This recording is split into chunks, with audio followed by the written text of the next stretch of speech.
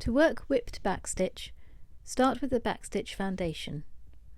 Begin a little way along the design and work the stitch back towards the start.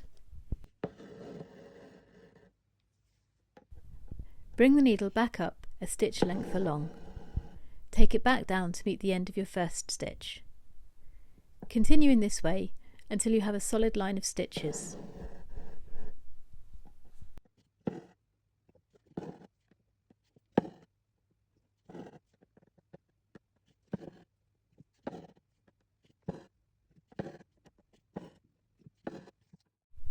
You can choose a tapestry needle for the second part if you want to, as it's quite blunt and helps to keep the whip stitching smooth.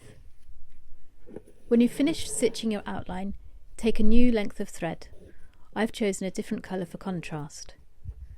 Bring the needle up and whip the thread round each stitch without piercing the fabric.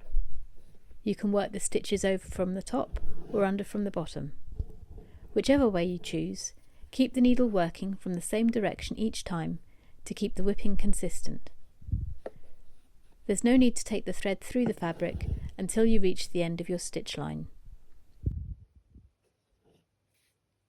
Whipped backstitch can be colourful and decorative with contrasting threads, or you can create a smooth and solid outline by using the same shade of floss throughout.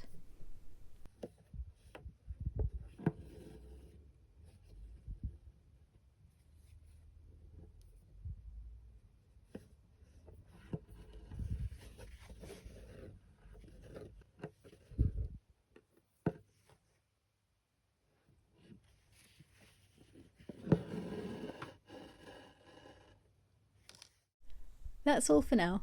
Thank you for watching. If you'd like to see more tutorials, you can check out my stitch library here. Bye for now.